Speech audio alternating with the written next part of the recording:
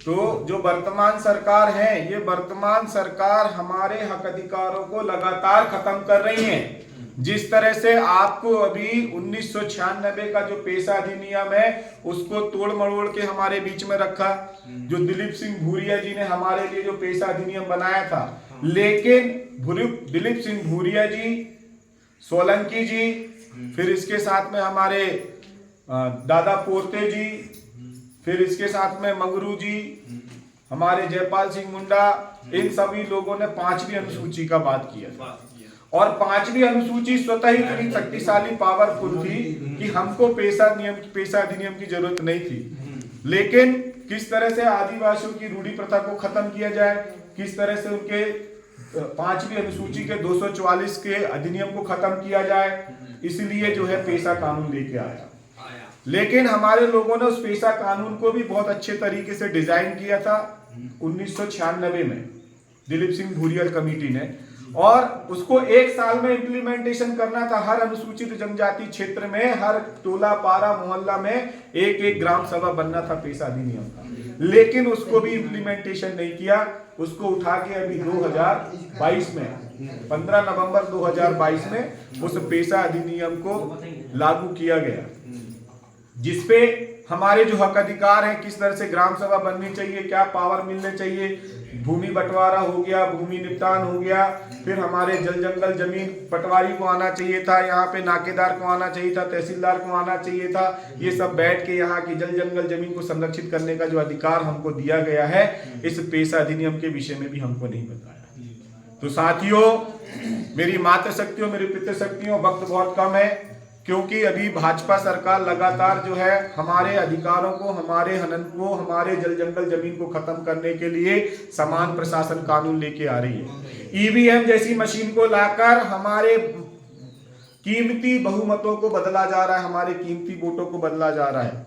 इसीलिए आपसे आग्रह और निवेदन और गुजारिश है कि ऐसे कानूनों का, ऐसी सरकारों का विरोध करना है, जिसके लिए आज तो हमारे पास में साधन संसाधन सब चीज है।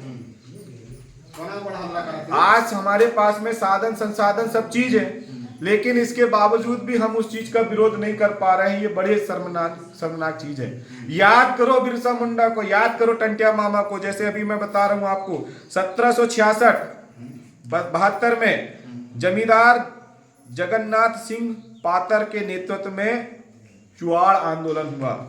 1770 में चटग्राम पहाड़ी क्षेत्र में आंदोलन हुआ। 1771 में जंगल महिलाओं के द्वारा आंदोलन किया गया, भूमि जनजाति द्वारा चुआड़ विद्रोह। फिर इसके बाद में ब्रिटिश सेनाओं और मराठों के खिलाफ बस्तर राज्य में हल्बी जनजाति द्वारा हलवा डोंगर आंदोलन हुआ 1774-1769 में। 1787 में जो है अंग्रेजों के खिलाफ छोटा नागपुर में पहाड़ी सरदारों का विद्रोह हुआ। 1784 में 84-85 महाराष्ट्र में महादेव कोली जनजाति और संताल जनजातियों के चिल्का माझी का विद्रोह हुआ। जो तिलका माझी थे हमारे, तो तिलका माझी का विद्रोह वहां पे हुआ। 1779 में अंग्रेजों के खिलाफ छोटा नागपुर के तमार का विद्रोह हुआ। तमार में फिर से विद्रोह किया गया 1794 में। इस तरह से जो है लगातार हमारे आंदोलन हुए। 1812 में वायनाड में कुरीचियार और कुरुम्बल का विद्रोह हुआ। फिर 1825 में सिंगोफा में विद्रोह हुआ। कोल विद्रोह हुआ 1832 में मुंडा भुंजी भूमिज और उराव के नेतृत्व में। फिर 1833 में गंगा नारायण सिंह के नेतृत्व में जंगल महल में भूमिज विद्रोह आंदोलन हुआ।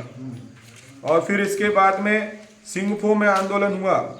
और इसको लेके देखिए, हमारे मुंडा द्वारा छोटा नागपुर में अंग्रेजों के खिलाफ जन आंदोलन किया गया। एंग्लो मणिपुर में आंदोलन हुआ।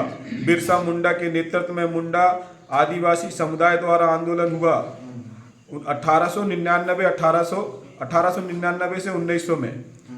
फिर टंटिया मामा के द्वारा आंदोलन किया गया।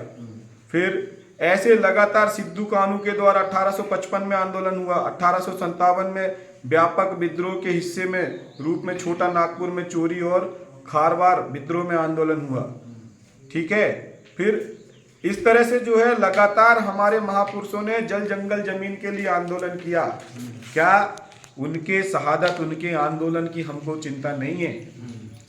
आज हमारे उमरिया से 132 गांव विस्थापित हो रहे हैं, तुम्हारे डिंडोरी जिले से जो है 36 गांव डैम में विस्थापित हो रहे हैं, फिर तुम्हारा शोभापुर बांध से विस्थापित हो रहे हैं, मरवाही से विस्थापित हो रहे हैं, पूर्व में बरगी नगर बांध से विस्थापित हुए, अभी चुटका परियोजना से विस्थापित हुए। तो साथियों, लगातार आदिवासियों के हक अधिकार को, उनके जल जंगल जमीन से विस्थापित करने का काम ये सरकार कर रही है।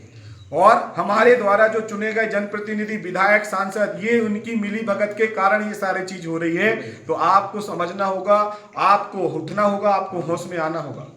दादा हीरा सिंह मरकाम ने 2003 में 3 विधायक लाकर हमको जो वन अधिकार अधिनियम के तहत पट्टा दिया, आज वो कांग्रेस ने भी नहीं दे पा रही है और भाजपा भी नहीं दे पा रही है। तो आज पुनः वक्त आ गया है कि हमको घर से बाहर निकलना होगा, गोंडवाना का दामन थामना होगा, असली नकली को पहचान, गोंड नहीं गोंडवाना को जान। तो संगठन में शक्ति होती है, संगठन को जिताने के लिए आप हम सबको एक साथ मेहनत करना होगा, जिसके लिए हमको अर्थ की भी आवश्यकता पड़ेगी, बल की भी आवश्यकता पड़ेगी और जन की भी आवश्यकता पड़ेगी। तो मैंने अभी कुछ पत्र आपको दिया है, उस पत्र के माध्यम से गांव-गांव, घर-घर जाना है, 10 रुपये और 1 किलो चावल इकट्ठा करना है और एक गाड़ी की व्यवस्था आप लोग को करिए। ये मत बोलिए कि नहीं है। नाचने गाने के लिए हम लोग लाखों रुपए इकट्ठा कर लेते हैं और गायकों को, चाहे वो संजीवन तांडिया हो, चाहे हमारे जो गायक हैं यहाँ, क्षेत्रीय गायक हैं, उनको हम 50 हजार रुपए दे सकते हैं। तो क्या हम आने वाले हमारे बच्चे, हमारी पीढ़ियों को जिंदा रखने के लिए, उनके शिक्षा, स्वास्थ्य, रोजगार के लिए क्या हम वो धन इकट्ठा नहीं कर सकते? क्या वो करना होगा आपको, वो उसको करना होगा। यदि वो नहीं कर पाएंगे तो हमारे आने वाली पीढ़ी स्वतंत्र रूप से सांस नहीं ले पाएगी। मैं आप लोगों से ही पूछना चाहूंगा, क्या कोई खड़ा होकर गर्व से बोल सकता है कि मेरा बच्चा कलेक्टर बनेगा? क्या कोई खड़ा होकर बोल सकता है मेरा बच्चा पुलिस वाला इंस्पेक्टर बनेगा?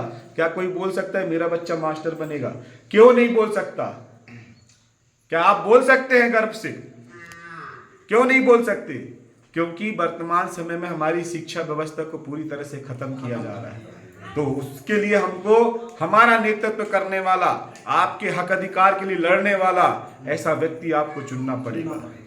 और एक बार और, एन कैन प्रकरण 2003 में आपने गोंडवाना का विधायक बनाया था, इस बार 2023 में और प्रयास है कि आप लोग मिलके संगठन को जिताइए, व्यक्ति के पीछे मत भागिए।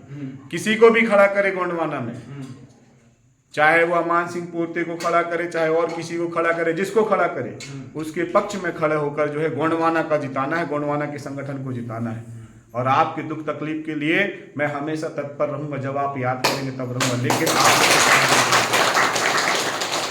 उसके लिए और जो है मैं आपको बताऊंगा कि किस तरह से, कैसे आपको आगे बढ़ना है और क्या काम करना है। आज हमारे मोबिलाइजर को कितनी पेमेंट मिलती है भैया? 4,000 रुपये मिलती। 4,000 रुपये में घर का राशन नहीं आता है, लेकिन हमारा व्यक्ति 4,000 रुपये में क्या हुआ? नहीं हुआ। ग्राम पंचायत का बजट ग्राम सभा के समक्ष प्रत्येक वित्तीय वर्ष के दौरान उसके प्रथम सम्मेलन में प्रस्तुत किया जाएगा व ग्राम सभा की सहमति प्राप्त होने पर या ग्राम सभा द्वारा प्राप्त अनुसंधान का समावेश करने के बाद ही बजट कार्यान्वित किया जाएगा। प्रत्येक 3 महीने में एक बार प्रत्येक ग्राम की ग्राम सभा में ग्राम पंचायत की पंचायत निधि के आय व्यय का प्रमाणन ग्राम सभा द्वारा करना अनिवार्य होगा। क्या किया गया? कितना आय हुआ, कितना पैसा आया, कितना प्रोजेक्ट लगा, कितना कुछ हुआ, किया क्या सरपंच सचिव ने?